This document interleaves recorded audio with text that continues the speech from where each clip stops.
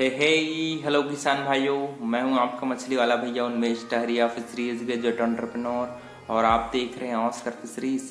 किसान भाइयों, हमने देखा है कि हमारे आसपास गोबर की उपलब्धता बहुत ज़्यादा होती है। हम लोग काऊ डंग को खेत में फर्टिलाइजर के रूप में प्रयोग करते हैं, लेकिन अगर उसी को हम लोग मछली पालन में भी सही तरीके से उपयोग करें तो आपके मछली का फीड कॉस्ट कम हो जाएगा। आपकी मछलियों में प्राकृतिक भोजन की कमी कभी नहीं रहेगी, जिससे आप कम पैसे में अपने मछली को तैयार कर पाएंगे।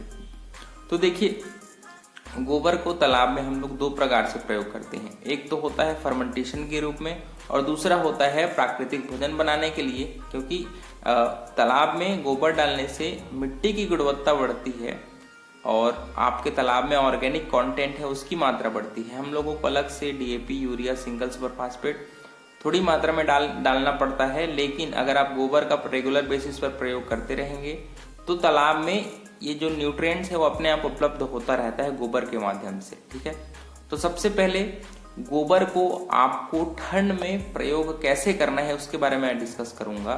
देखिए, ठंड में क्या होता है, मछलियां खाना खाना छोड़ देती हैं, तो इसकी वजह से हमको ज्यादा फोकस प्राकृतिक भोजन पर करना पड़ता है। तो प्राकृतिक भोजन बनाने के लिए हम लोगों को क्या करना है, हम लोगों को उसमें न्यूट्रिएंट्स की उपलब्धता बढ़ानी पड़ती है। नाइट्रोजन, फास्फोरस, पोटेशियम, ये सारे जो न्यूट्रिएंट्स हैं वो गोबर में आसानी से उपलब्ध होती है। इसी वजह से आपको रेगुलर बेसिस पर फर्मेंटेशन करने का सलाह दिया जाता है। यहाँ पर एक और चीज आप ध्यान रखिए, अगर आपके तालाब का पानी में काई की मात्रा ज्यादा है, हरापन ज्यादा है, तो आपको गोबर बिल्कुल नहीं डालना है। अगर आपके पानी का तापमान 15 डिग्री से नीचे चला गया है, ठीक है, 15 क्या 20 डिग्री से नीचे चला गया है, तब भी आप गोबर का प्रयोग ना करें।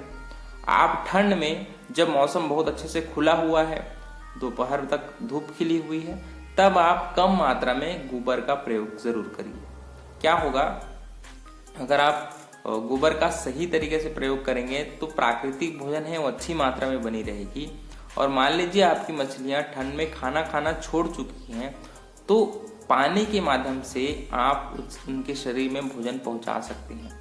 पानी में अगर प्राकृतिक भोजन की मात्रा अच्छी है तो डेफिनेटली आप अपने पानी के माध्यम से मछलियों के शरीर में खाना पहुंचा सकते हैं। तो सबसे पहला काम, तालाब की तैयारी के समय गोबर का प्रयोग करिए। और अगर मान लीजिए आप मछली डालने के बाद गोबर का प्रयोग कर ही रहे हैं, तो मैंने जो परिस्थितियां बताई है वो सही होना चाहिए। साथ ही साथ आप फर्मेंटेशन के रूप में आप जो राइस ब्रान और आपका सरसों की खली होती है उसका भी प्रयोग फर्मेंटेशन मतलब प्राकृतिक भोजन बनाने के लिए आप कर सकते हैं। तो गोबर को आप तालाब के तैयारी के समय यूज करिए, और बीच में अगर फर्मेंटेशन करना चाहते हैं तो सरसों खली, राइस ब्रान के साथ आप थोड़ी मात्रा में डीएपी, यूरिया और थोड़ा अच्छी कंपनी के प्रोबायोटिक्स उसको आप मिला करके 2 दिन सड़ाइए अपने उस घोल को, फिर अपने तालाब में छिड़काई करिए। अगर आप मान लीजिए खाना नहीं खिला रहे हैं तो हफ्ते में एक बार इस घोल को तैयार करके आप तालाब में छिड़काई करिए, आपको डेफिनेटली फायदा होगा। तो जितना अच्छा से आप गोबर का प्रयोग करेंगे, क्योंकि गोबर बहुत सस्ता होता है, आपने देखा आपके हमारे साइड तो 5 रुपए किलो में गोबर मिल जाती है। बहुत जगह महंगा भी होगा, बट गोबर को सही तरीका से घोल बनाकर अगर आप सड़ा करके प्रयोग करेंगे तो डेफिनेटली आपको मछली पालन में फायदा होगा। लेकिन यहाँ पर एक चीज और आपसे शेयर करना चाहूंगा कि हफ्ते भर पुराना गोबर नहीं चलेगा। क्योंकि क्या होता है, जितना पुराना गोबर होता है उसमें फंगस, बैक्टीरिया, ये सारे जो कीटाणु है वो लग जाते हैं।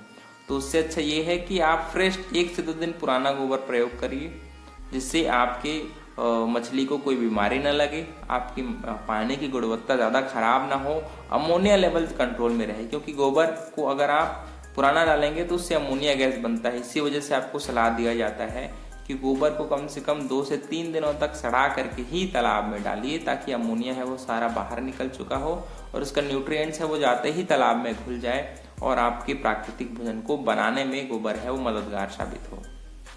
तो वीडियो थोड़ा छोटा होगा, लेकिन डेफिनेट आपको ये वीडियो पसंद आएगा तो वीडियो को लाइक जरूर करिए। ऑस्कर फिशरीज पर नए हैं तो चैनल को सब्सक्राइब करना बिल्कुल मत भूलिएगा। मिलते हैं अगले में किसान भाई, तब तक के लिए बड़ों का सम्मान करिए, छोटों को प्यार करिए और खुद का ढेर सारा ख्याल रखिए। Thank you, thanks for watching.